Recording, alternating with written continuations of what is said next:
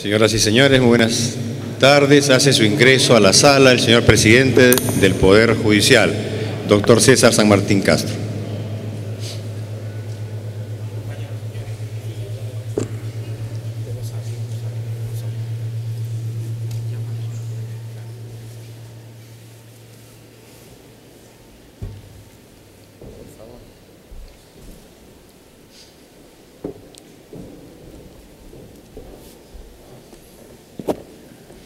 Asiento, por favor, señores.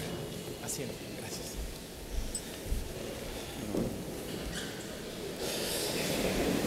Es el famoso frontis del Salón Vidaurre. Con su venia, señor presidente. Sí, usted. Muy buenas noches, señores. Damos inicio a la octava sesión de la Cátedra de la Corte Suprema de Justicia de la República. Tenemos en primer término las palabras de saludo y bienvenida del doctor César San Martín Castro, presidente del Poder Judicial.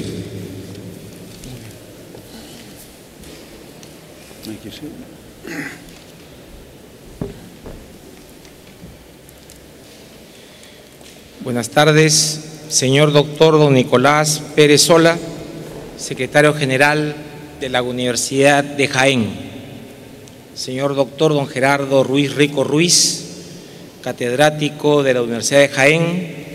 Señor doctor don José Cuesta Revilla, catedrático de la Universidad de Jaén.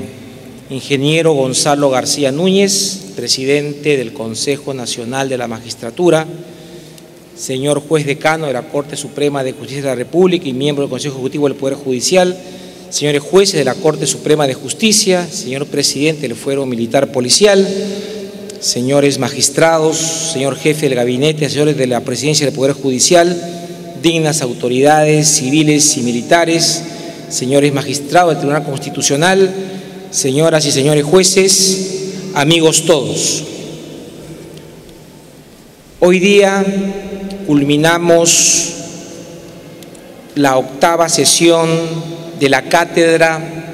de la Corte Suprema de Justicia de la República. Y creo que lo hacemos en un marco especialmente valioso e interesante porque tenemos la grata presencia de ilustrados juristas de la Universidad de Jaén que van a tocar para nosotros dos temas de especial relevancia. El primer tema, a cargo de don Gerardo Ruiz Rico, se refiere a las siempre tensas pero creativas relaciones entre la jurisdicción ordinaria y la jurisdicción constitucional. Y la segunda exposición, a cargo de doctor Nicolás Pérez Solá, es sobre la incidencia de la jurisprudencia del Tribunal Europeo de Derechos Humanos. Aquí es muy importante trabajar a partir de los paralelismos que pueden surgir como consecuencia de que en nuestro país, amén de la jurisdicción ordinaria, existe un tribunal constitucional y en sede regional existe, al igual que Europa, una Corte Interamericana de Derechos Humanos que ha dado múltiples fallos que estamos obligados a cumplir y a desarrollar en tanto y en cuanto se da una relación entre la Convención y nuestra Constitución, bajo la idea principal de que hay que acudir siempre a aquella norma que reconozca con mayor amplitud y eficacia los derechos de las personas. Agradezco también profundamente la presencia en esta octava cátedra de la Corte Suprema de el doctor Cuesta Revilla, que es un eminente catedrático de Derecho Administrativo de la Universidad de Jaén y que tiene una gran ejecutoria y que viene al Perú con una finalidad muy importante de lograr avances consistentes en la cooperación académica entre nuestros centros académicos y también con la Corte Suprema de Justicia. Quiero resaltar dos temas puntuales para que se exprese cuál es la vocación que tiene la Corte Suprema al crear y desarrollar constantemente la cátedra de la Corte Suprema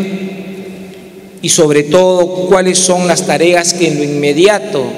en la perspectiva académica,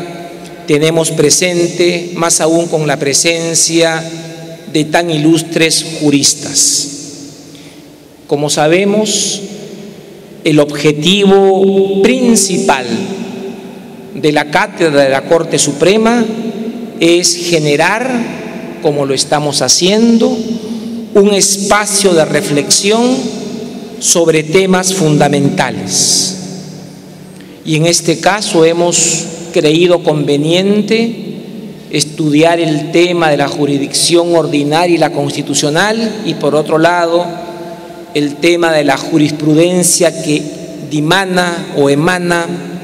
de unos de los tribunales de justicia sobre derechos humanos.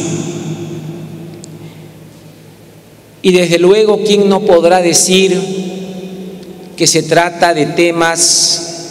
que rebasan el ámbito probablemente jurídico, judicial y se proyectan intensamente en la comunidad y sobre todo en los criterios de organización social y las bases mismas de una gobernabilidad democrática? Una democracia no puede entenderse sin el respeto a los derechos fundamentales, sin la vigencia del imperio de la ley. Pero igualmente no puede entenderse una democracia sin órganos judiciales, internos y regionales, todos con una vocación de afirmar los derechos fundamentales. Por otro lado, considero de especial importancia que estamos trabajando intensamente en lograr un modelo de acreditación de jueces para adscribirlo a las distintas especialidades que reconoce nuestra ley orgánica del Poder Judicial. Me explico. Tenemos que trabajar con fuerza una real especialización desde la litigiosidad, del derecho de familia, del derecho laboral, del derecho constitucional, del derecho contencioso administrativo, del derecho civil, del derecho procesal y del derecho penal en su conjunto. Y hay que trabajar en una línea de acreditación académica firme y solvente. Y quien debe hacerlo es el propio Poder Judicial. Para ello estamos extremando vínculos con las diferentes entidades académicas para fijar un modelo de especialización que se amolde a las exigencias del juzgar, sin perjuicio de que en nuestras relaciones con universidades estos cursos también podrían servir para los máster o para los doctorados. Pero como Poder Judicial lo que nos interesa es generar reglamentariamente, institucionalmente, un conjunto de mecanismos reglamentarios que permitan adscribir a un juez a una especialidad determinada. La sola práctica es insuficiente y la sola estudio referente a tal o cual área también es insuficiente, y hay que saber discernir separar entre el estudio propiamente académico de una disciplina y el estudio que tenga como objetivo la impartición de justicia en un área muy sensible del derecho. Y creo que el próximo año vamos a iniciar con fuerza un área de especialización vinculada al derecho constitucional y al derecho, sobre todo, al derecho contencioso administrativo. Una serie de carencias nuestras tenemos que suplirlas y yo resalto mucho hoy día el apoyo del Consejo General del Poder Judicial de España y del conjunto de universidades de España que están dispuestos a proporcionarnos la ayuda necesaria para que esta aventura pueda tener un buen puerto. Dicho esto, solamente me cabe reiterar mi profundo reconocimiento a tan distinguidos juristas por haber aceptado desinteresadamente venir a esta sede principal del Poder Judicial y de la Corte Suprema de Justicia para enfocar temas ciertamente polémicos, ciertamente con gran contenido de complejidad, pero creo que todos tenemos la mente abierta para el diálogo, todos estamos deseosos siempre de escuchar y de razonar a partir de fuentes de información plural. Y por ello es que para nosotros es tan feliz la presencia de nuestros invitados españoles. A ellos mi gratitud y desde ya considérense ustedes amigos de esta casa judicial, amigos de los jueces peruanos que siempre van a estar reconocidos por haber tenido la bondad y la exquisita amabilidad de estar con nosotros y poder brindar parte de sus grandes conocimientos jurídicos. Muchas gracias.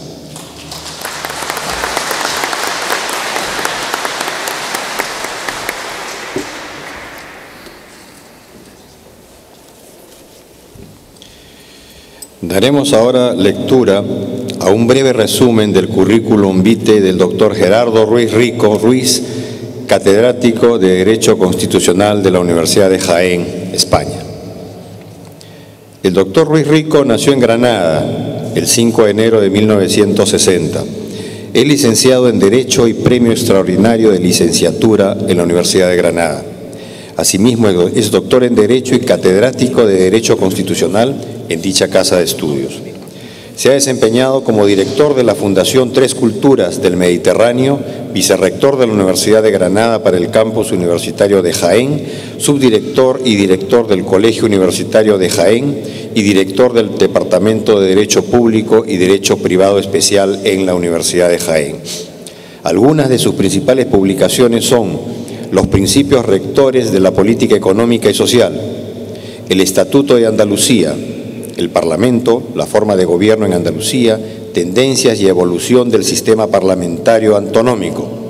el derecho constitucional al medio ambiente, los límites constitucionales del Estado autonómico, la forma de gobierno de la comunidad autónoma y el derecho constitucional a la vivienda. El doctor Ruiz Rico fue director del Observatorio de Gobierno Local en la provincia de Jaén, director del Observatorio Andaluz de Gobierno Local, coordinador de convenios Erasmus Sócrates con las universidades de Coimbra, Portugal, Catania, Messina, La Calabria, Génova, Boloña, Padova, Trieste, Udine, Perugia,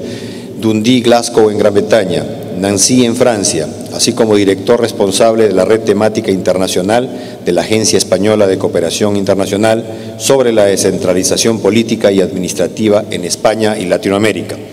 Director del programa de doctorado conjunto entre la Universidad Autónoma Benito Juárez de Oaxaca, México, y la Universidad de Jaén sobre protección del patrimonio cultural y desarrollo turístico sostenible, financiado por la AESI, y como magistrado suplente de la Audiencia Provincial de Jaén y miembro del Consejo Andaluz para el Desarrollo Sostenible de Andalucía. Con este rico currículum, pasamos a continuación a la exposición magistral del doctor Gerardo Ruiz Rico Ruiz, catedrático de Derecho Constitucional por la Universidad de Jaén, respecto del tema Relación entre la Judicatura Ordinaria y la Judicatura Constitucional. Por favor, doctor.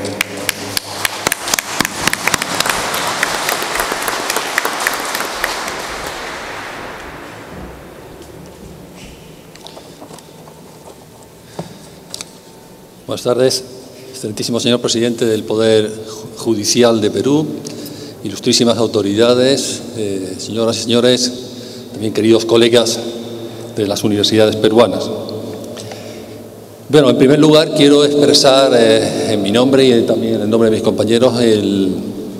total agradecimiento, sincero agradecimiento por haber tenido y tener en este momento la oportunidad, el honor y el privilegio de participar en este acto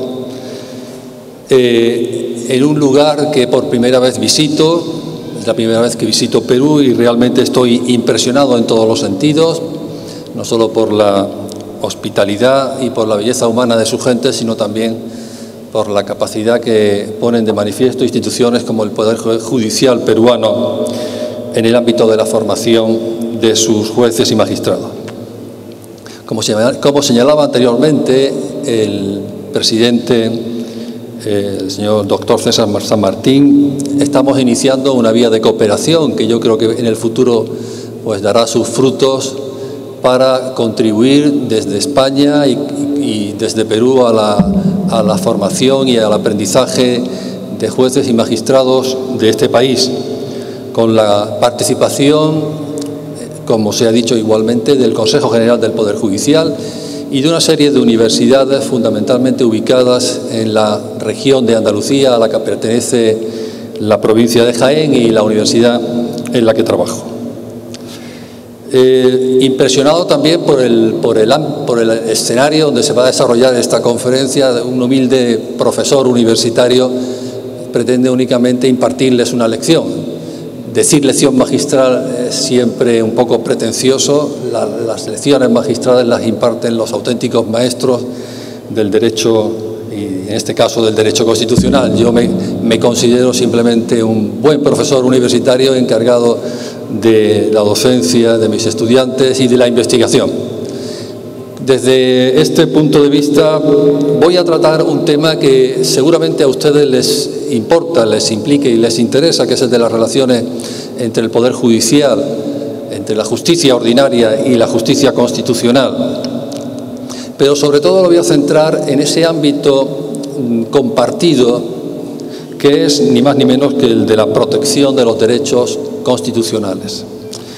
Porque desde el punto de vista institucional y en lo que respecta a España, no se puede hablar de tensiones especialmente significativas entre el Poder Judicial y el Tribunal Constitucional español. El Tribunal Constitucional, como ustedes saben, se crea en España a raíz de una Constitución, la de 1978, que pone término, afortunadamente, a más de 40 años de dictadura. Y precisamente por ese objetivo y por ese resultado que es esta norma fundamental, se explica su sentido especialmente garantista, su vocación de ser un instrumento de tutela de los derechos constitucionales que por primera vez se reconocen, salvo el corto paréntesis histórico de la Segunda República Española, entre 1931 a 1936-39, pues se reconocen, como digo, por primera vez los derechos de los ciudadanos, las libertades públicas, los derechos sociales y económicos, con una pretensión de normatividad. La Constitución pretende ser una norma jurídicamente efectiva. Y para ello tiene que contar con dos pilares, con dos instrumentos fundamentales, como son, de un lado, el Poder Judicial, los miembros de la Judicatura, y, por otro lado, esta nueva institución creada a partir de la Constitución del 78 en España, que es el Tribunal Constitucional. Casi una experiencia única, igualmente, en nuestra historia constitucional, en la medida en que no había existido nunca, salvo en ese corto intervalo de tiempo de la Segunda República Española, un tribunal que se encargara de garantizar las libertades y derechos fundamentales. La verdad es que entre el Tribunal Constitucional y el Poder Judicial hay diferencias muy importantes, muy relevantes, desde el punto de vista, por ejemplo, de su reclutamiento, de su composición, de su formación. El Poder Judicial continúa en España teniendo un sistema fundamentalmente de reclutamiento a través del mecanismo de la oposición. Es un sistema bastante objetivo, a pesar de que se han llevado a cabo algunas pequeñas reformas, pero ese procedimiento de profesionalización sigue siendo el mismo que existía hace ya 40 o 50 años. Por el contrario, el Tribunal Constitucional es una justicia, digamos, minoritaria desde el punto de vista cuantitativo, porque solo está formada por 12 jueces y magistrados que provienen de una composición variada, diversa. Son profesores de universidad, pero son también jueces y magistrados. Es decir, los jueces constitucionales que forman este alto tribunal son mayoritariamente miembros de la judicatura. Por tanto, hay una cierta comunicación, una cierta estrecha relación entre el Poder Judicial y el Tribunal Constitucional, también desde el punto de vista de su composición. Ciertamente el riesgo de politización no es exclusivo de España. Hemos en estos 2 últimos días hablado y he tenido la posibilidad de conversar con colegas y con jueces también, con magistrados, y hemos podido constatar que hay fenómenos globales, hay fenómenos casi universales que circulan en todos los modelos jurídicos y políticos, y uno es precisamente este elemento, este componente de cierta politización en el caso de la designación y el nombramiento de los magistrados en España del Tribunal Constitucional y de los miembros vocales del Consejo General del Poder Judicial, ese organismo que se crea también a partir de la Constitución española y que es el órgano de representación de los jueces y magistrados. Porque el Parlamento tiene un papel protagonista en la decisión sobre la designación y composición tanto de los miembros del Tribunal Constitucional como de los miembros del Consejo General del Poder Judicial.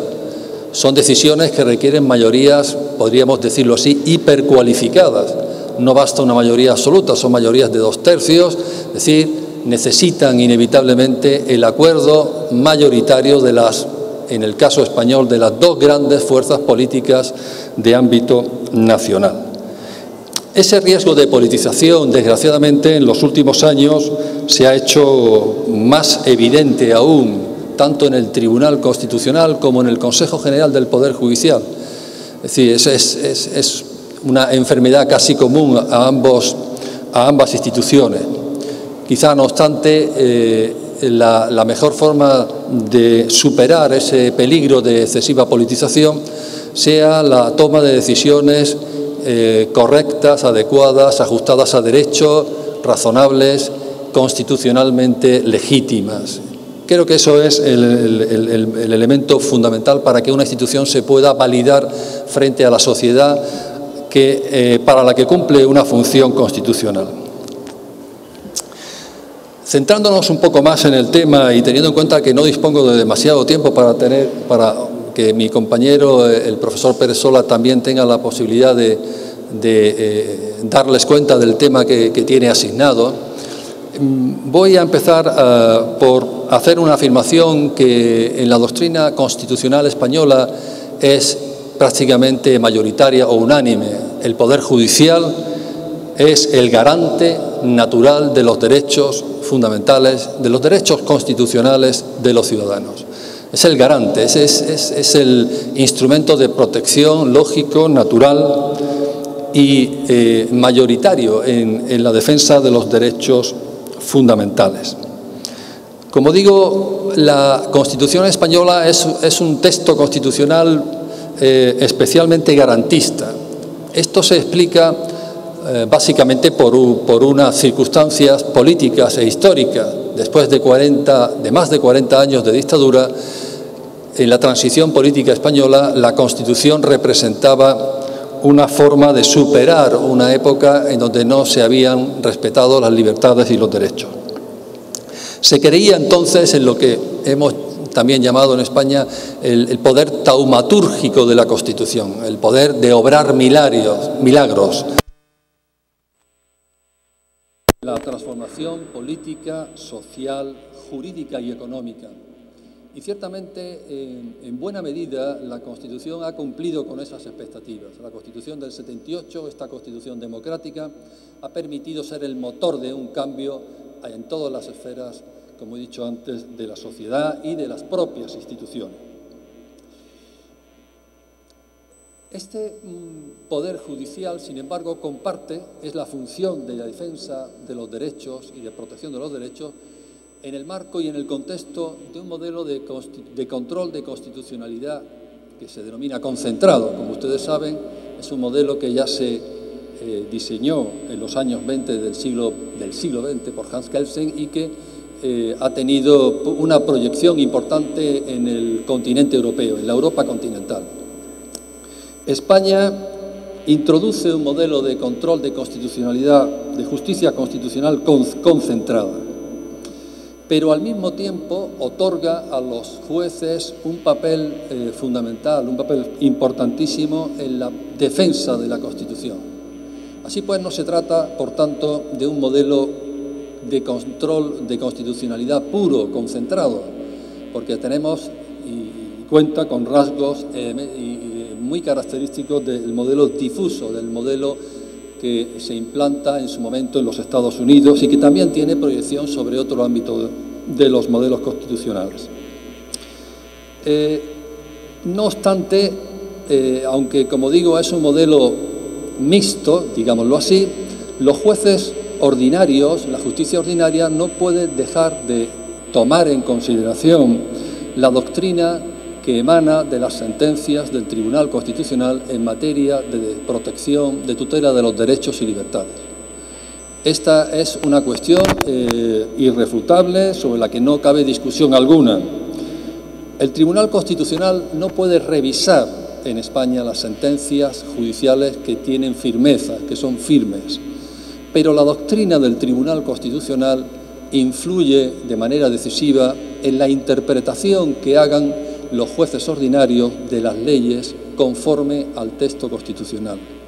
Posiblemente lo que les estoy diciendo no les resulta extraño, les resulta muy familiar.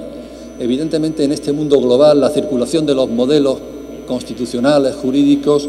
es algo evidente y generalizado. Incluso si un juez intenta no aplicar la doctrina del Tribunal Constitucional, si hace caso omiso de esa jurisprudencia que elabora el alto tribunal, encargado como máximo intérprete de la Constitución, puede dar lugar a un recurso de amparo ante el Tribunal Constitucional. Ahora me referiré con algo más de detalle a la problemática que implica la existencia en España de un recurso de amparo, de un amparo constitucional que se utiliza como último recurso, como última vía procesal para la defensa de los derechos. En todo caso, es obvio que el juez ordinario es un juez constitucional, es un juez de la constitucionalidad, por muchos motivos. En España, el juez es un poder público y está sometido, por tanto, a una obligación general que desde el artículo 9 de la Constitución impone el respeto, la sujeción, la vinculación de la Constitución a todos los poderes públicos, además de a los propios ciudadanos.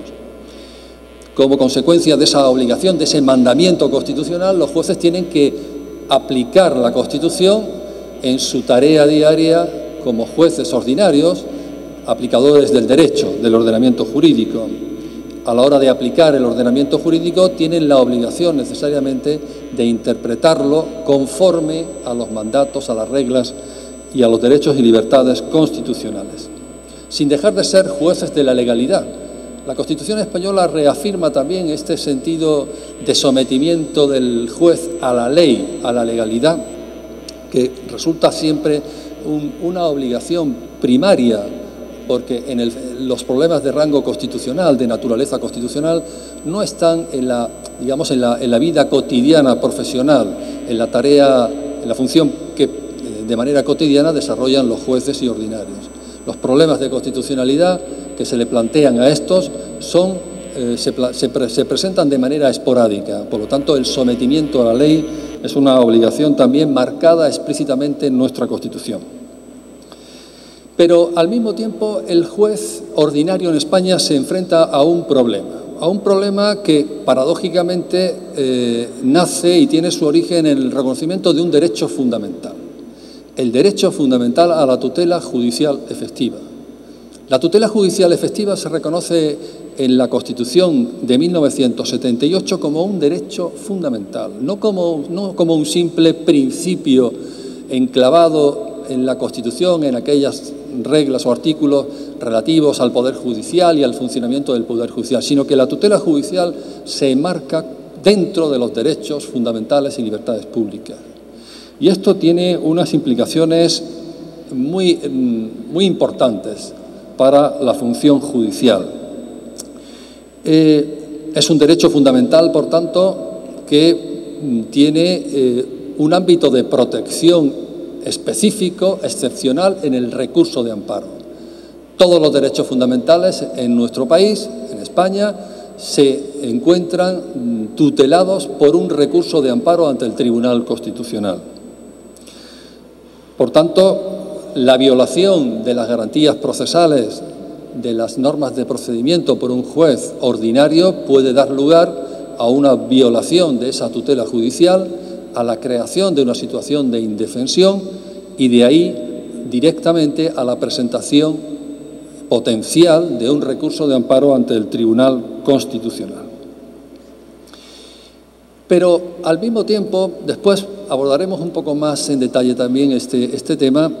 el juez ordinario tiene una función asignada por la Constitución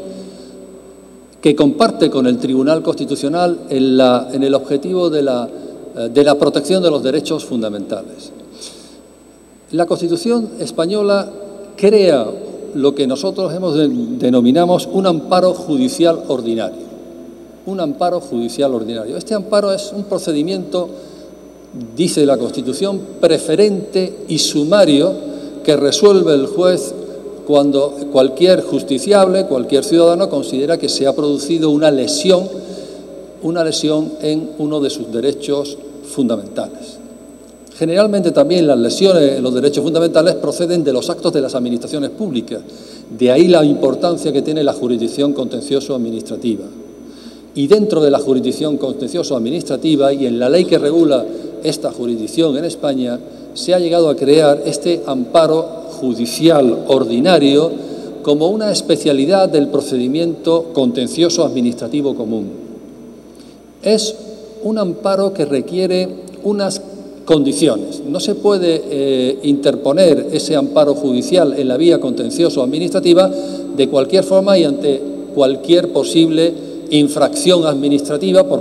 infracción de la normativa por parte de la Administración pública. Tiene que estar afectado directamente uno de esos derechos fundamentales o de las libertades consagradas en la Constitución para que se pueda activar el mecanismo del amparo judicial ordinario, el procedimiento preferente y sumario que prevé la Constitución y que se desarrolla especialmente en la Ley de la Jurisdicción Contencioso-Administrativa, si bien es cierto que hay formas de amparo judicial, quizá no con la diversidad como la que existe en este país, en Perú, pero en España encontramos también una variedad importante de especialidades procesales que encajan en ese concepto de amparo judicial ordinario, por ejemplo, en materia de derecho de reunión, derecho de rectificación, en materia electoral, en materia laboral, en todos esos ámbitos y cuando se ven afectados determinados derechos, se puede recurrir a un procedimiento preferente y sumario que el juez tiene que resolver como su propio nombre indica, de una manera rápida, ágil, dando una respuesta a la lesión hipotética de ese derecho fundamental y, en su caso, reintegrando al ciudadano en el ejercicio de tal derecho. Pero también quisiera ponerles de relieve otra importante función que comparte el Poder Judicial con el Tribunal Constitucional en España como juez de la constitucionalidad, como juez constitucional. Me refiero a la denominada cuestión de inconstitucionalidad. Esta es un instrumento también que se puede utilizar por cualquier juez, no está reservado a los jueces, a los tribunales superiores, sino cualquier juez de primera instancia de lo civil, un juez de instrucción, un juez de lo penal, desde las escalas inferiores hasta las escalas superiores de la organización judicial, cabe la posibilidad de que un juez, en el momento en que tenga que resolver un pleito, una demanda, un juicio, se encuentre ante la eventual posibilidad de aplicar una ley, una norma con rango de ley que sea inconstitucional. Si en ese caso el juez no solamente tiene la facultad, sino que tiene la obligación, y así lo ha señalado el Tribunal Constitucional, tiene la obligación de plantear esta cuestión. Automáticamente el procedimiento se paraliza, lo cual no sé si para el justiciable es bueno o es malo, porque implica indudablemente una dilación en el procedimiento judicial que puede llevar a que su asunto no se resuelva definitivamente hasta que se pronuncie el Tribunal Constitucional. Pero es un mecanismo de control de constitucionalidad tan importante que en este momento, junto al recurso de inconstitucionalidad, es decir, a la vía habitual que se utiliza para controlar la constitucionalidad de las leyes desde el propio Parlamento, en este momento en España es de uso frecuente esta cuestión de inconstitucionalidad como un mecanismo de depuración del ordenamiento jurídico, de depuración, y es una responsabilidad que incumbe a los jueces y que emplean, como digo, con una notable frecuencia. Con este sistema nos encontramos también con un recurso de amparo, finalmente, que encierra una problemática y que ha dado lugar a un riesgo de claro colapso, de bloqueo funcional en el Tribunal Constitucional. El recurso de amparo, aunque está limitado en España a un número concreto de derechos, es decir, no cabe un recurso de amparo si se vulnera el derecho a la salud o si se vulnera el derecho al medio ambiente, ni siquiera cabe el recurso de amparo si se conculca el derecho a la propiedad privada, pero el resto de los llamados derechos civiles y políticos sí que se encuentran tutelados por este recurso de amparo ante el Tribunal Constitucional. El problema es que dentro de este recurso de amparo hay justamente un derecho, el que antes he mencionado, el derecho fundamental a la tutela judicial efectiva, que ha dado lugar a miles y miles de recursos que anualmente llegan al Tribunal Constitucional presentados por los ciudadanos que consideran que los jueces no han aplicado adecuadamente las garantías procesales, la legislación procesal, y les produce esa incorrecta aplicación de la legislación de los procedimientos jurisdiccionales una indefensión. Como digo, es tal el número de recursos de amparo que tienen su origen en una hipotética, luego se demuestra que esto no es más que un recurso que utiliza los representantes legales de los ciudadanos para dilatar un procedimiento que les es desfavorable, pero como digo, es de tal calibre el número de recursos de amparo que se presentan ante el Tribunal Constitucional que ha sido necesario llevar a cabo una serie de reformas legislativas para intentar filtrar, reducir en la primera fase, cuando esos recursos de amparo llegan al Tribunal Constitucional, evitar que el Tribunal tenga que dedicar la mayor parte de su tiempo a rechazar estos recursos de amparo, incluso en su fase de admisión. Porque imagínense ustedes un Tribunal Constitucional donde los letrados, los asesores de los jueces constitucionales, se dedican exclusivamente a rechazar recursos de amparo por falta de contenido constitucional. Esta es la realidad que tenemos en España y el peligro que encierra un sistema muy garantista de derechos constitucionales como el previsto en la Constitución del 78. No ha habido, como digo, especiales conflictos ni incidentes institucionales entre el Tribunal Constitucional y el máximo órgano de la justicia ordinaria, que es el Tribunal Supremo. Quizá también la Constitución marca en este punto una división, una línea divisoria. El Tribunal Constitucional es el máximo intérprete de la Constitución y, por tanto, las sentencias de este se tienen que cumplir y se tienen que utilizar por los jueces ordinarios, independientemente del órgano jurisdiccional al que pertenezcan, sean de los niveles inferiores o de los niveles superiores. En materia de garantías, es decir, de protección de derechos, eso está marcado explícitamente en un precepto como es el artículo 122 de la Constitución.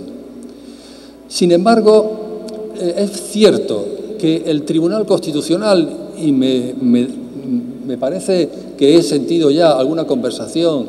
en estos 2 días que llevo en Perú, un poco en esta misma línea, que el Tribunal Constitucional español a veces no se ha limitado a interpretar la Constitución, sino que ha hecho también una interpretación de las leyes conforme a la Constitución, pero es en una función que le correspondería más bien naturalmente a los jueces ordinarios.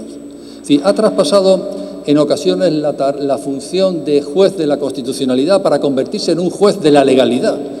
y los jueces de la legalidad son los jueces ordinarios. No obstante, esto tampoco este fenómeno, esta posible invasión de competencia, no es el fenómeno general. Yo creo, quizá coincidiendo con la mayor parte de la doctrina del derecho constitucional español, que la táctica, la estrategia que ha seguido siempre el Tribunal Constitucional en mi país ha sido el de la autorrestricción. Es decir, ha intentado siempre, normalmente, no diré siempre al 100%, pero generalmente delimitar su función como juez constitucional y dejar al juez ordinario la tarea que a él le corresponde como intérpretes de las leyes. Algunas veces se han producido inevitables conflictos, ciertamente, pero casi se pueden contar con los dedos de una o como mucho de 2 manos. En ocasiones, pues, de una forma un tanto exagerada. Normalmente los conflictos provienen de una sala muy determinada del Tribunal Supremo, que es la sala de lo civil, la sala primera, que a los ojos de los académicos pues se puede identificar con la sala un poco más conservadora, más celosa de su función y de sus competencias como jueces ordinarios, y en una ocasión incluso esta sala de lo civil, sala primera del Tribunal Supremo, pretendió recurrir al poder moderador del rey en un conflicto con el Tribunal Constitucional cuando éste pues enmendó una sentencia del Tribunal Supremo y decidió que se resolviera el asunto conforme a una sentencia que había dictado un tribunal inferior al Tribunal Supremo. Claro, esta es una decisión en la que quizá el Tribunal Constitucional pues no estuvo muy acertado. Tampoco fue demasiado acertada la reacción excesivamente agresiva o virulenta en aquel momento del Tribunal Supremo cuando recurrió a un poder del monarca, un poder del rey, del que no dispone tampoco en términos constitucionales. Yo quiero también comentarles que hay este artículo 24, este derecho fundamental a la tutela judicial efectiva, es un artículo clave para comprender toda la evolución que ha experimentado la legislación procesal en España. Sí, el artículo 24 y la interpretación que de este artículo ha hecho de la tutela judicial efectiva y de las garantías procesales en el orden penal que también se reconocen en él dentro de la Constitución ha permitido renovar, actualizar poner al día, en un sentido constitucional, una legislación procesal que todavía, en buena medida, estaba anclada en un pasado preconstitucional. Ciertamente, esa irradiación legislativa ha alcanzado también a la interpretación de los jueces. Y los jueces, en su función de jueces ordinarios de la legalidad que aplican el derecho como una tarea cotidiana, tienen que tener en cuenta siempre la doctrina del Tribunal Constitucional, a propósito de la tutela judicial efectiva. Esto no significa tampoco que todas las garantías procesales, que todo el derecho procesal se haya constitucionalizado. También aquí, en este punto, el Tribunal Constitucional ha marcado una línea divisoria permitiendo que las normas procesales sean interpretadas por los jueces ordinarios, que son los que tienen que aplicarlas realmente. Únicamente el Tribunal Constitucional va a intervenir cuando se produce una posible violación de algunas de esas garantías procesales reconocidas en la Constitución. Pero, como digo, esto no implica una generalizada constitucionalización del derecho procesal. Por último, me gustaría, referirme a la reforma que ha experimentado en los últimos años, a partir del año 2007, mediante una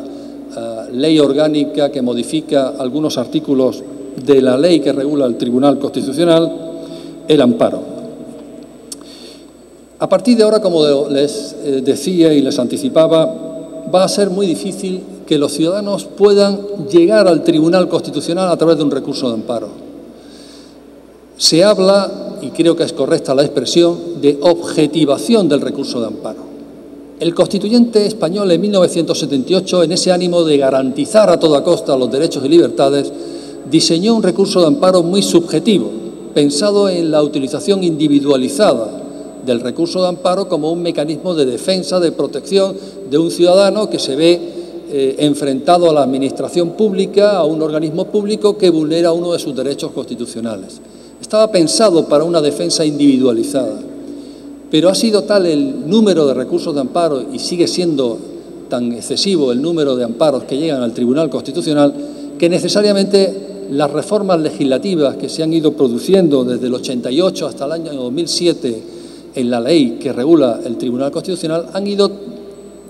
orientando ese recurso de amparo hacia un mecanismo de depuración objetiva del ordenamiento y sobre todo de los actos de los poderes públicos, porque la única forma, es decir, las únicas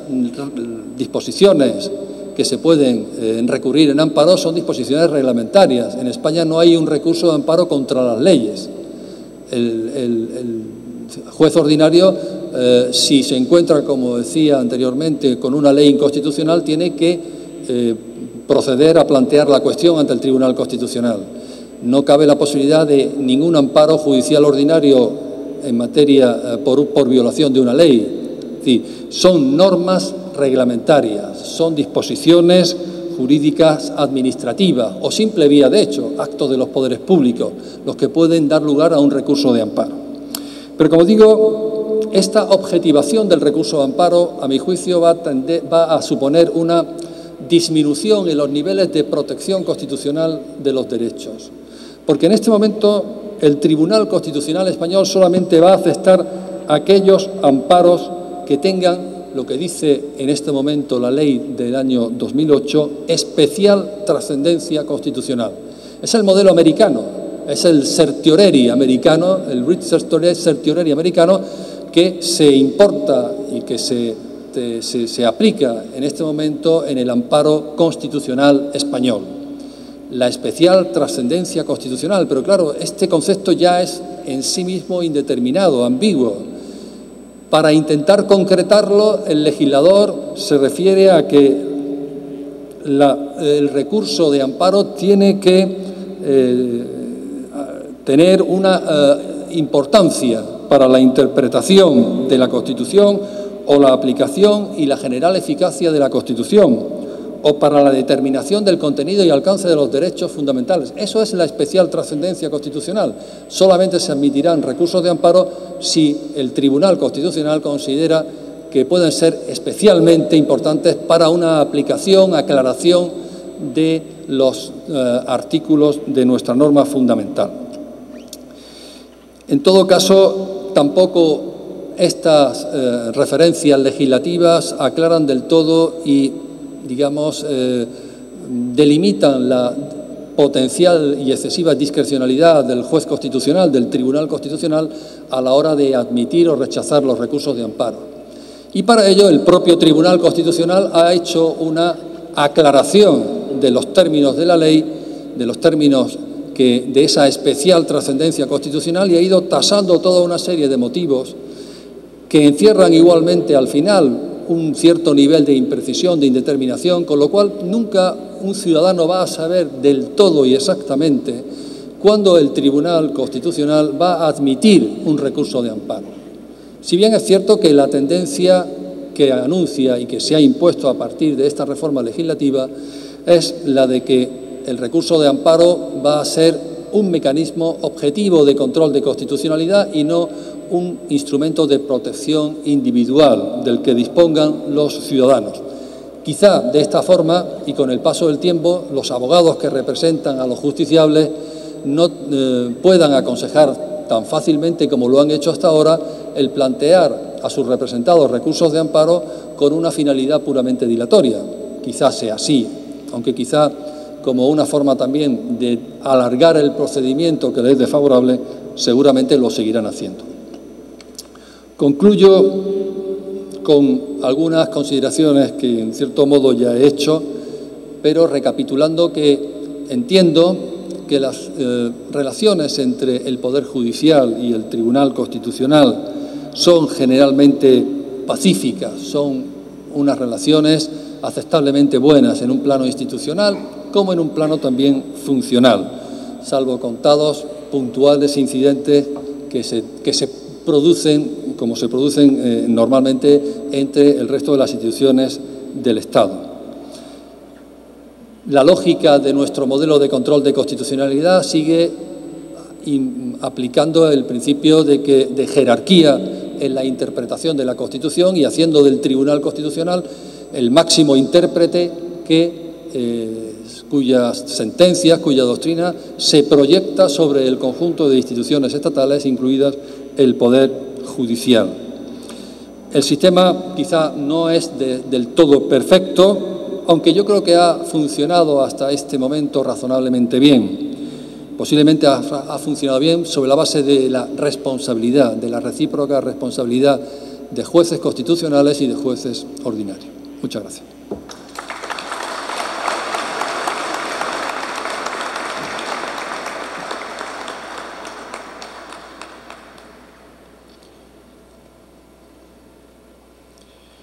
Daremos a continuación la lectura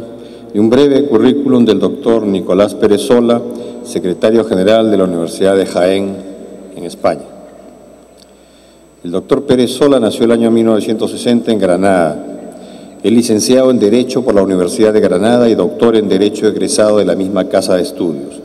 Es profesor titular de Derecho Constitucional y miembro del Departamento de Derecho Público y Privado Especial y se ha desempeñado como secretario de la Facultad de Ciencias Sociales y Jurídicas y coordinador del área de conocimiento del Derecho Constitucional en la Universidad de Jaén.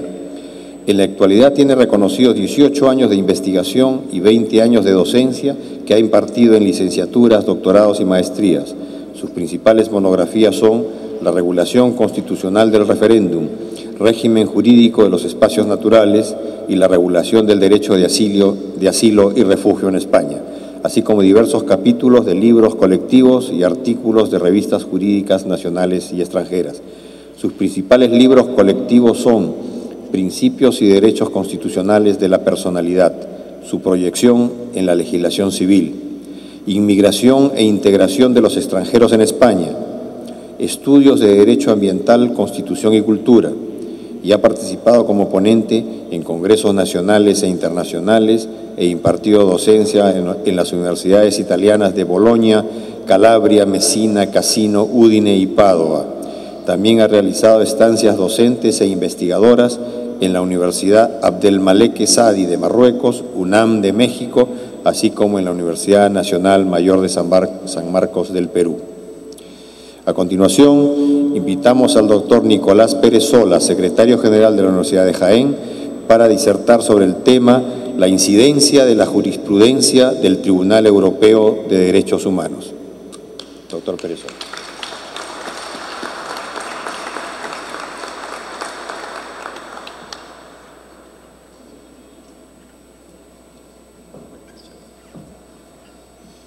Bien, buenas tardes a todos. Para mí es un verdadero placer volver a este país en el que, como se ha glosado con anterioridad, tuve ocasión de impartir durante una semana docencia en alguna de las universidades de este país. Guardo muy grato recuerdo de aquella estancia y, en el mismo sentido, me encuentro en este momento aquí, quizá en una diferente condición temporal, porque soy el secretario general de la Universidad de Jaén, pero aprovecho además la ocasión, señor presidente, autoridades, miembros de la carrera judicial, asistentes todos, para trasladarles un saludo de nuestro rector y del claustro de profesores de la Universidad de Jaén, porque estamos trabajando desde hace años, y ya se ha indicado aquí, en generar una relación académica, docente,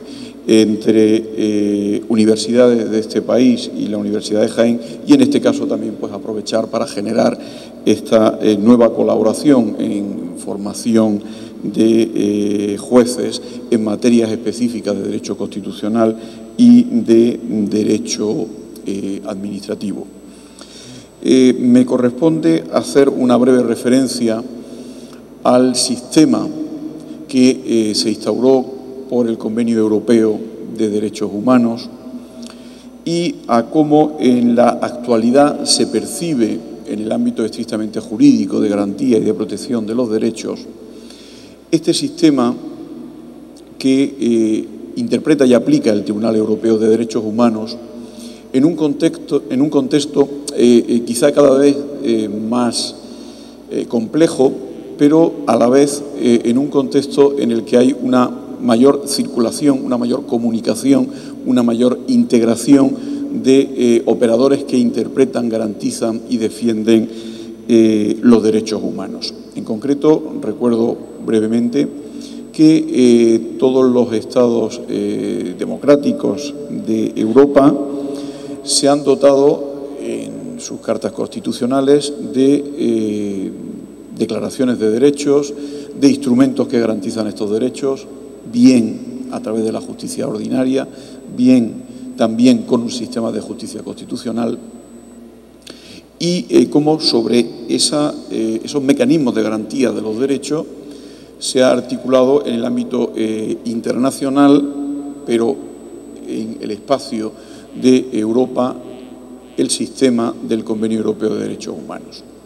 Sin embargo, la novedad en estos últimos años es que otro fenómeno de integración supranacional, que denominamos la Unión Europea, se ha dotado de una Carta de Derechos, la denominada Carta de Niza, que también recoge la protección de algunos derechos y que permite a su órgano jurisdiccional, al Tribunal de Justicia de la Unión Europea, tutelar derechos. Esto nos sitúa, insisto, ante un nuevo escenario en el que no solo en el ámbito nacional se garantiza los derechos humanos y en el ámbito internacional circunscrito al territorio de Europa, la Europa continental más el Estado de Turquía, sino que además aparece un nuevo actor en la protección de derechos, que es el Tribunal de Justicia de la Unión Europea, con una particularidad, y es que hasta el momento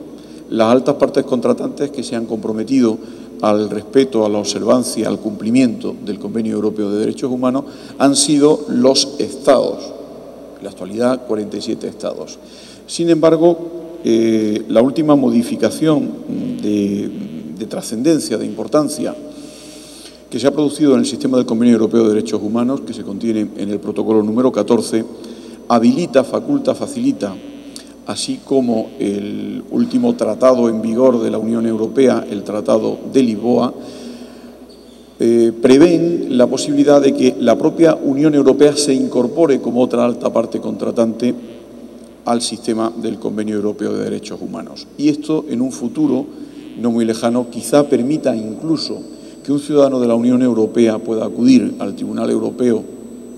de Estrasburgo, al Tribunal Europeo de Derechos Humanos de Estrasburgo, invocando una hipotética vulneración de sus derechos por aplicación del derecho comunitario, del derecho de la Unión Europea. Entraña una cierta complejidad, en pocas palabras, explicarlo, pero sí nos sitúa ante la necesidad, ante la verdadera necesidad de circulación de estos modelos de protección de derechos y fijar de alguna manera un mínimo, un estándar común de protección de derechos, sobre todo de los derechos humanos que denominamos clásicos por todos nosotros, en el ámbito estatal, en el ámbito de la Unión Europea y en el ámbito de aplicación del Convenio Europeo de Derechos Humanos. También es cierto que la realidad es muy plural. Hay democracias de más de 50 años, hay algún país que aún no dispone de constitución, como es el Reino Unido, y hay países que hasta poco más de 15 años atrás aún eran estados en los que no existía la democracia. Entonces, un tribunal que ha de aunar interpretación, que ha de generar una jurisprudencia, como es el Tribunal Europeo de Derechos Humanos, no siempre encuentra fácil esta tarea de interpretación y aplicación del convenio. Imagino que, como habrá sucedido con la Corte Interamericana de Derechos Humanos, también es de destacar y de resaltar que el Tribunal Europeo de Derechos Humanos ha llevado a cabo una interpretación dinámica, sumamente evolutiva de los derechos humanos clásicos reconocidos en el convenio en el año 50. Esta interpretación de derechos como el derecho a la vida o el derecho a la familia o el derecho a la igualdad y la no discriminación, han experimentado una renovación en sus contenidos a través de la interpretación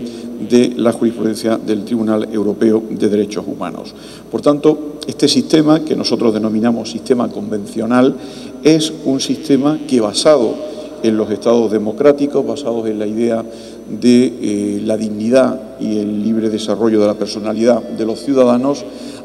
ha alcanzado a lo largo de más de 50 años este impulso evolutivo que ha contagiado de alguna manera también a los tribunales ordinarios y a los tribunales constitucionales en aquellos estados en aquellas altas partes contratantes del convenio. Querría hacer un breve repaso tanto de las características del convenio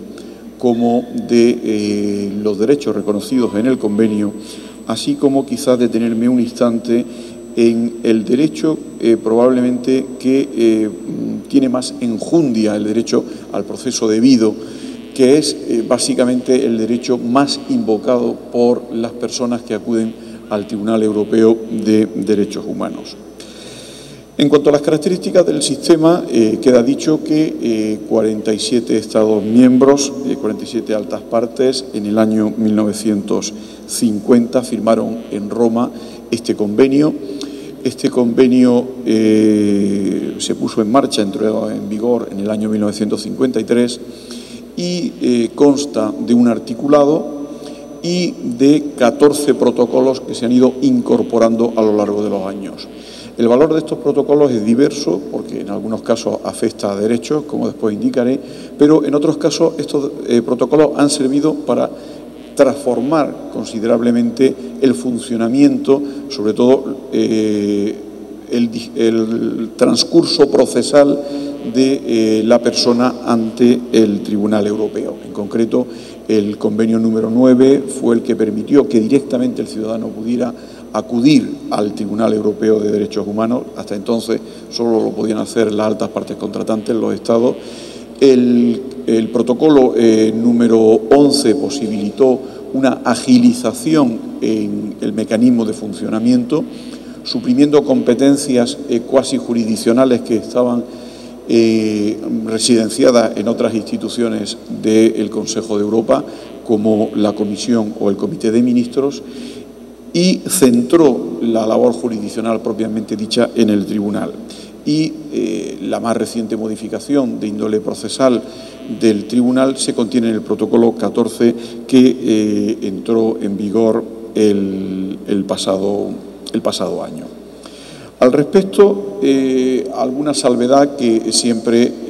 es conocida, pero obliga quizás por deformación académica a reiterarla. Necesariamente esta jurisdicción, la jurisdicción del Tribunal Europeo de Derechos Humanos, es una jurisdicción subsidiaria. Es una jurisdicción a la cual se puede acudir únicamente agotadas las vías jurisdiccionales internas de los Estados altas partes contratantes del convenio. Una vez que se han agotado todas las vías jurisdiccionales, corresponde entonces acudir, si se considera oportuno, al tribunal. Y además solo se puede acudir al tribunal esgrimiendo una hipotética vulneración de un derecho contemplado en el convenio, cuando la vulneración pueda ser imputable a un poder público, a una autoridad. Bien es cierto que la jurisprudencia ha desgranado un entendimiento muy diverso de poder público o autoridad, pero en ningún caso alcanzaría a una reivindicación de un derecho en una relación interparticulares.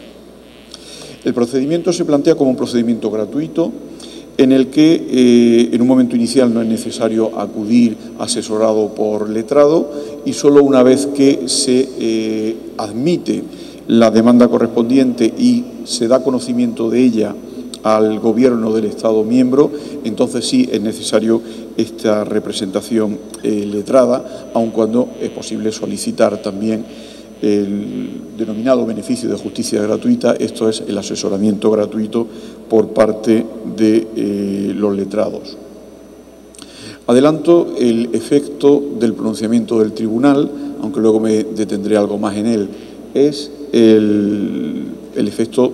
de una sentencia que es de obligado cumplimiento, aun cuando no es una sentencia que tenga una inmediatez ejecutiva, lo cual plantea algunos problemas, como habrá ocasión de ver después. La Declaración de Derechos es quizá algo más escueta que la que se contiene en el Pacto de San José, pero hay un entendimiento, una cierta empatía entre estos sistemas de protección de derechos. En concreto, los derechos directamente reconocidos por el convenio son el derecho a la vida, con una mutación a lo largo de los años que ha permitido incluso la prohibición drástica, tasativa, de la pena de muerte. Ni tan siquiera en situación de guerra es posible ya la aplicación de la pena de muerte en el territorio de vigencia del Convenio Europeo de Derechos Humanos. La prohibición de la tortura tiene una vertiente, más allá de otras convenciones internacionales al respecto, tiene otra vertiente que no ha perdido lamentablemente su actualidad dentro del territorio en el que se aplica la Convención Europea. Y aún no es extraño encontrar algún pronunciamiento del tribunal en el cual, desgraciadamente, se sigue constatando la existencia de algún tipo de tortura dentro del territorio afectado por el convenio. En cuanto a la prohibición de la esclavitud o del trabajo forzado, es cierto que se completa con acuerdos o convenios como el de la Organización Internacional del Trabajo, que dan una cobertura absoluta a esta prohibición. Sin embargo, sí ha resultado bastante más complejo la interpretación y aplicación, entre otros, del derecho a la libertad y a la seguridad. Saben que, por desgracia, hemos experimentado en varios países signatarios del convenio el fenómeno del terrorismo. Y este fenómeno del terrorismo, junto con una continuada guerra encubierta, como sucede en algunas partes del territorio de Turquía, ha obligado al tribunal a una interpretación también evolutiva de este derecho a la libertad y a la seguridad, entrando quizás también en unos márgenes de apreciación por parte de la jurisdicción interna de los Estados y el Tribunal se ha limitado quizá en algún caso muy extremo a sancionar determinada práctica de un Estado que podría conculcar directamente este derecho. Otros derechos clásicos, como el de la proscripción de una pena que no esté prevista en la ley, no ha generado una dificultad interpretativa mayor y, sin embargo, el derecho al respeto a la vida privada y familiar sí que ha experimentado una interpretación garantista expansiva en ámbitos como puede ser el ámbito de las comunicaciones, de la interceptación de las comunicaciones o en el ámbito medioambiental, entendiendo que determinados fenómenos de índole vinculados con la contaminación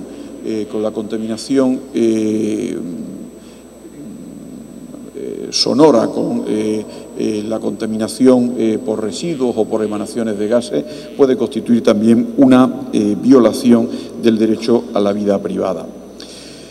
Más difusa es la interpretación del Tribunal Europeo de Derechos Humanos acerca de la libertad de pensamiento, de conciencia y de religión, puesto que aquí operan modelos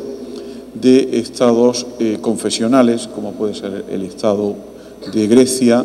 o de Irlanda, modelos de estados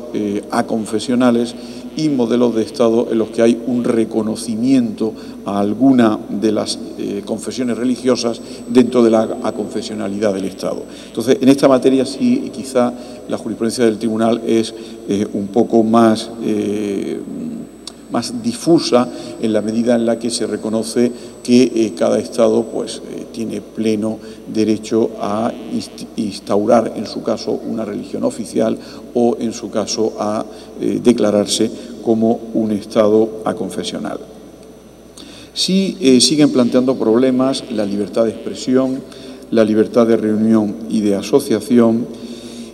y en concreto con determinadas legislaciones que se han ido aprobando en algunos Estados miembros relativas al ejercicio, en su caso, de derechos por parte de los inmigrantes, por parte de los extranjeros que se encuentran en situación legal o ilegal dentro de estos Estados.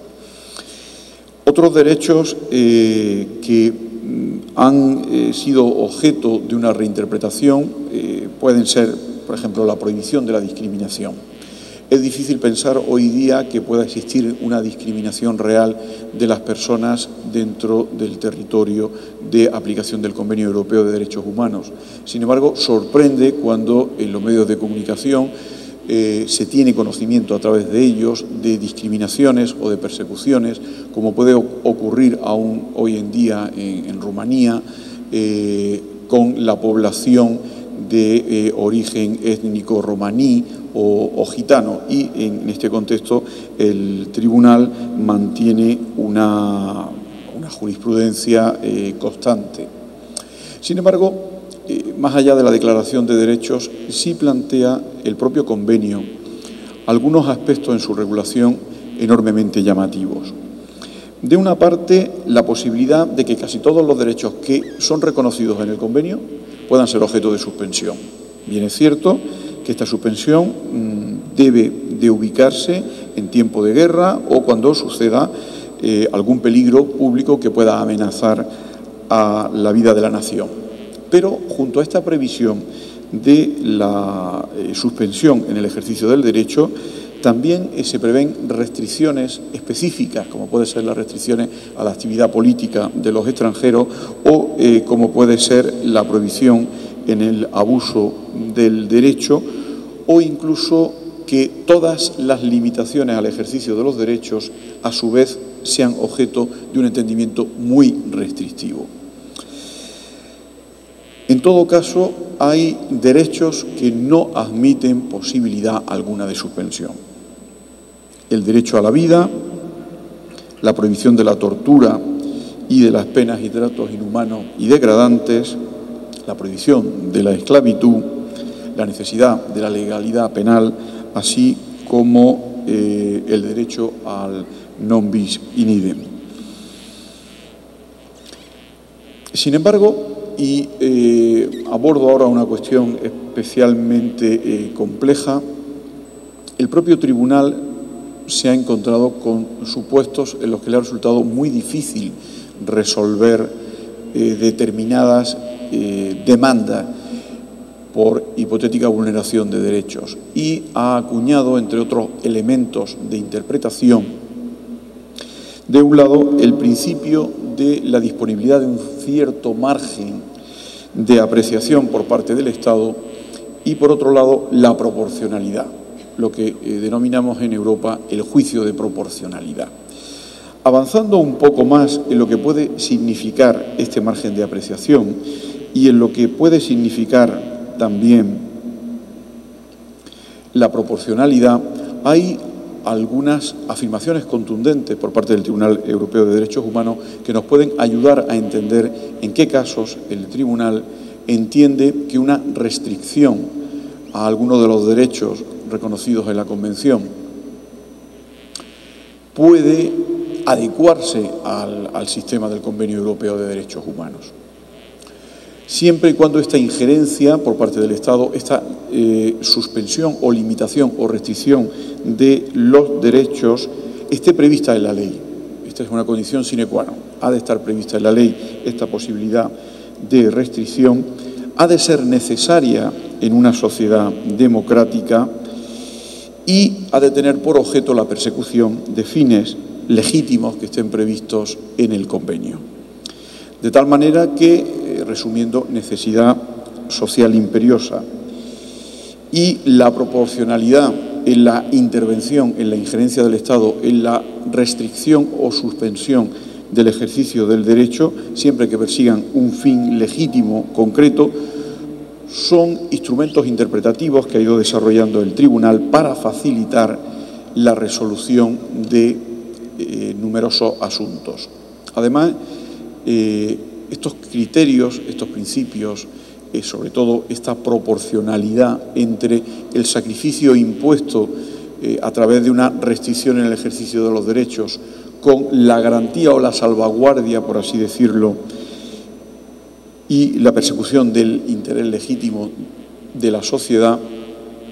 ha traspasado las fronteras del Tribunal y ha sido acogido, entre otros, por el propio Tribunal Constitucional Español o por el propio Tribunal Supremo Español como criterios a la hora de resolver asuntos concretos de los que han tenido conocimiento. Decía que los protocolos que se han ido incorporando al convenio han dotado también de un reconocimiento más amplio de derechos.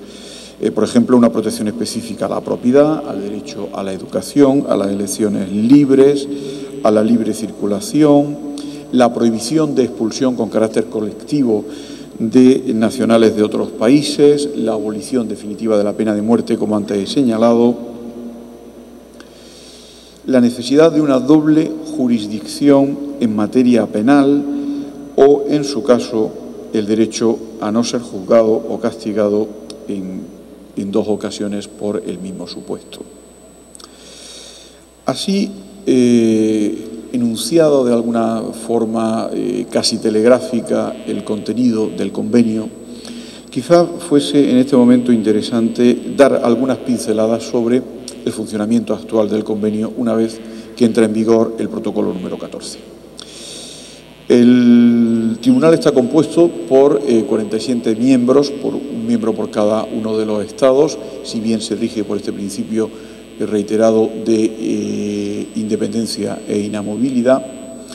y el trabajo se estructura a través de jueces individuales, de comités, de salas y la gran sala. El mecanismo ha pretendido poner al día, con esta reforma operada a través del protocolo número 14, poner al día un enorme volumen de asuntos que se han ido acumulando en el tribunal. A veces en la doctrina que estudia este tema se habla de que el Tribunal Europeo de Derechos Humanos ha muerto de éxito. Ha muerto de éxito porque se ha convertido en una costumbre que la parte que no ve confirmada su pretensión ante la jurisdicción ordinaria o constitucional en materia de derechos humanos acude al Tribunal Europeo de Derechos Humanos, a veces quizá como una suerte de casación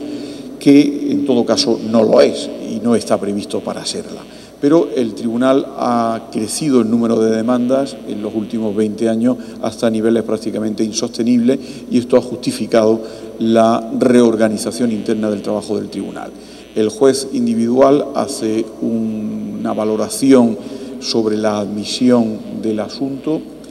y en su caso lo puede inadmitir o derivarlo a la sección. La sección, compuesta por 3 miembros, puede,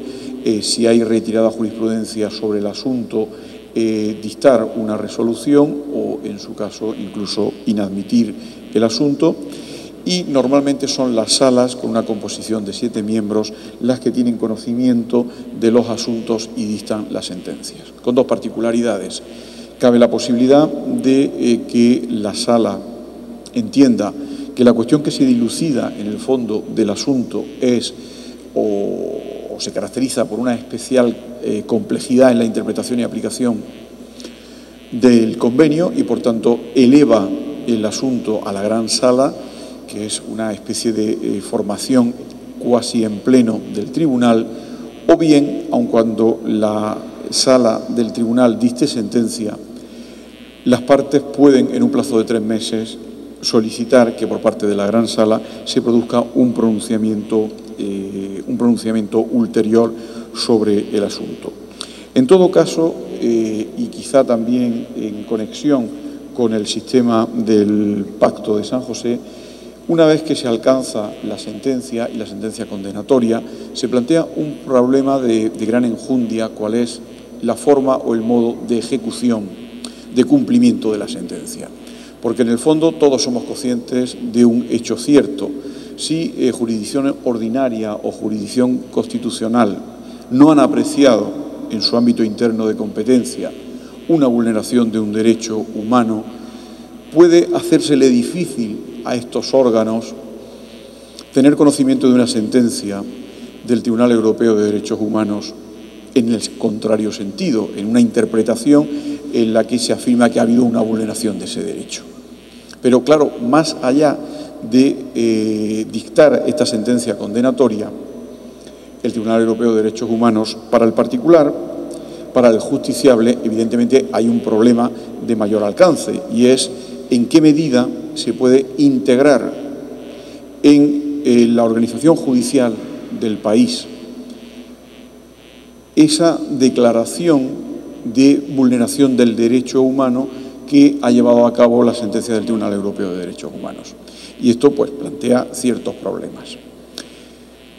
De una parte, porque no siempre, es más, en la mayoría de las ocasiones los Estados, las altas partes contratantes, no disponen de mecanismos específicos, concretos, para integrar una sentencia condenatoria del Tribunal Europeo de Derechos Humanos en su organización judicial o en su sistema de recursos o, en su caso, propiciar la reapertura de un proceso. En otros casos, porque los Estados han adoptado soluciones ad hoc para el cumplimiento de una sentencia muy concreta, pero no han buscado una solución de carácter general. Y en otros casos porque por la particularidad del derecho fundamental vulnerado ha sido necesario soluciones imaginativas. Por ejemplo, cuando se trata de una condena que afecta a una persona que está cumpliendo privación de libertad y ante la declaración por parte del tribunal de una vulneración de su derecho a la libertad, se ha debido de actuar ad hoc para poner en libertad a esta persona, dado el mayor perjuicio que se le podía estar causando. En todo caso, no es unánime en la doctrina, no es unánime en la legislación de los Estados, altas partes contratantes del Convenio Europeo de Derechos Humanos, cuál sea el mecanismo idóneo o adecuado para la ejecución de la sentencia. Es cierto que se persigue la restitutio in integrum, pero esta no siempre es posible atendiendo a cuáles hayan sido los derechos o el derecho en concreto vulnerado. Sí es comúnmente aceptada que una sentencia condenatoria del Tribunal Europeo de Derechos Humanos obliga al Estado condenado a poner fin, a poner término a la violación. También a hacer desaparecer las consecuencias de dicha violación y, por último, al restablecimiento de la situación jurídica anterior a aquella en la cual se produjo esa vulneración. Pero, insisto, no es un mecanismo cerrado, perfeccionado, en el que en todos los Estados miembros haya prevista una legislación procesal, haya previsto un recurso especial, se haya previsto la reapertura de asuntos para resolver esta cuestión. A lo más que se llega es a otorgar la que se denomina una satisfacción equitativa, que suele constituir probablemente la mayor satisfacción para la persona que ha acudido al tribunal. Esto es obtener una sentencia condenatoria contra el Estado y reconocerle que se le había vulnerado un derecho. Más allá hay una pequeña indemnización económica, siempre en cuantías que podríamos considerar como irrisorias, y en su caso también el pago o el sufragio de las costas que ha podido deparar el proceso. Pero insisto en esta idea de la insuficiencia de los mecanismos de ejecución de la sentencia del Tribunal Europeo de Derechos Humanos, porque plantea problemas, incluso en el Estado español en la actualidad plantea problemas ante situaciones en las cuales nuestro legislador no ha operado una vía eficaz de integración de estas sentencias y ha tenido que ser, en algún caso, el Tribunal Constitucional, en el límite de la interpretación razonable y proporcional de la norma, la que ha encontrado una posible solución al tema. 4 ideas finales sobre el derecho estrella del Convenio Europeo de Derechos Humanos, aquel que con más habitualidad es invocado por las personas ante el tribunal. El derecho al proceso equitativo. Es conocido que toda persona tiene derecho a que su causa se oiga dentro de un plazo razonable por un tribunal que ha de resolver a través de un juicio contradictorio el litigio que se le presenta. Sin embargo, este derecho al proceso equitativo plantea en un doble plano las dificultades para el ejercicio real de la justicia, tanto en los estados del Convenio Europeo de Derechos Humanos como por parte del propio Tribunal Europeo de Derechos Humanos, porque la justicia no es ágil, la justicia no es rápida y la justicia, cuando se produce en algunos casos con bastantes años de retraso al inicio de la acción procesal, pues puede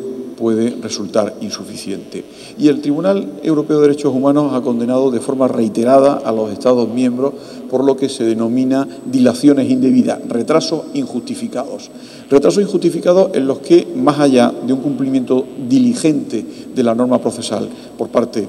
del litigante, o más allá de la mayor o menor complejidad que pueda, desde el punto de vista procesal, incluso desde el punto de vista sustantivo, pueda tener el asunto, lo que es cierto es que se ha producido la resolución de forma muy tardía. Pues bien, esto que ha provocado la condena a muchos estados por parte del Tribunal Europeo de Derechos Humanos comienza a ocurrir con el propio Tribunal Europeo de Derechos Humanos, que tarda en torno a 60-65 meses en dictar una sentencia desde el momento en que se inició la acción ante el tribunal. Por tanto, esta falta de diligencia o este ejercicio de la justicia con celeridad es un caballo de batalla no solo frente a la justicia de los Estados, sino también frente al propio mecanismo del Convenio Europeo de Derechos Humanos. Y en este mismo sentido, querría hacer también referencia al juicio contradictorio, a la importancia de que las partes en todo proceso puedan litigar con igualdad de armas, con posibilidades para argumentar y contraargumentar, y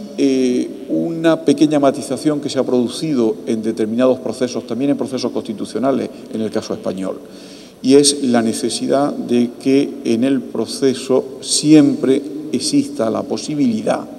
de ser oída la parte directamente, de forma inmediata, con inmediatez, ante el tribunal. Esto provocó una de las condenas, ha provocado varias condenas al Estado español, porque en algunos de los recursos a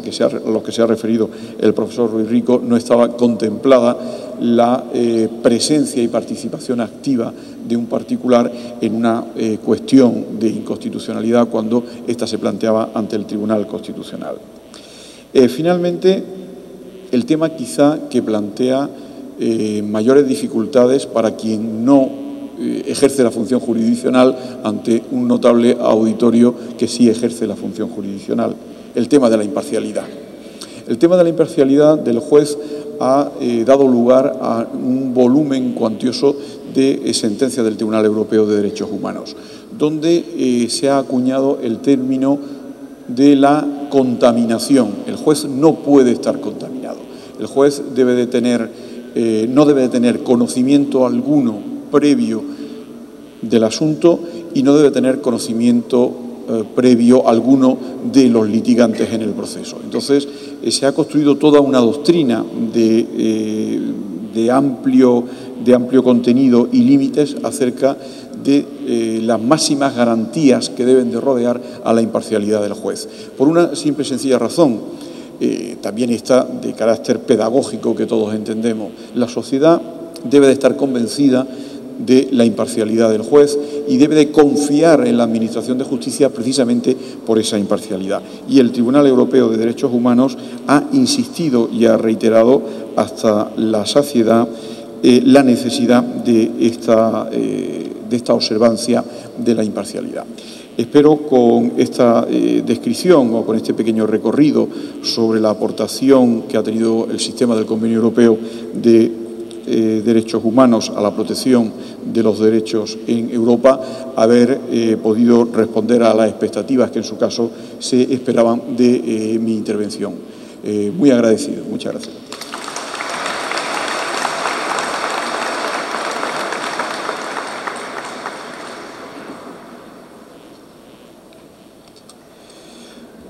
A continuación, señores, pasaremos a la entrega de presentes recordatorios a nuestros distinguidos expositores, a cargo del doctor César San Martín Castro, presidente del Poder Judicial. En primer término, un presente recordatorio para el doctor José Cuesta Revilla, catedrático de Derecho Administrativo en la Universidad de Jaén. Un fuerte aplauso, por favor.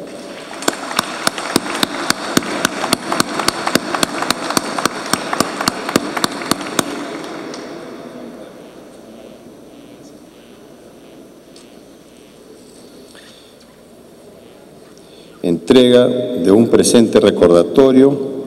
al doctor Gerardo Rico Ruiz, catedrático de Derecho Constitucional de la Universidad de Jaén, España.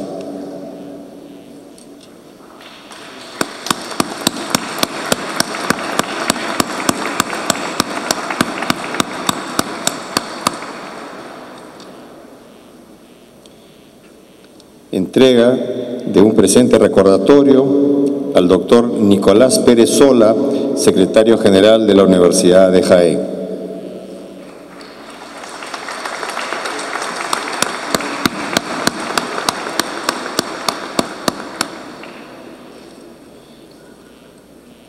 Asimismo, el señor presidente hará entrega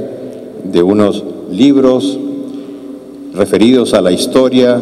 de la Corte Suprema de Justicia de la República.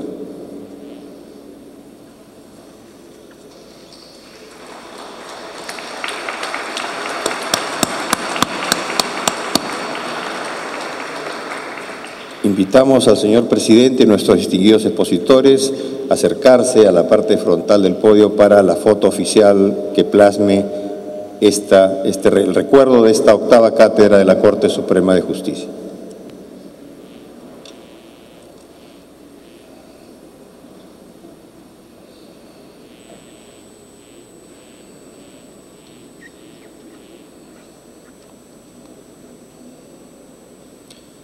Muy agradecido.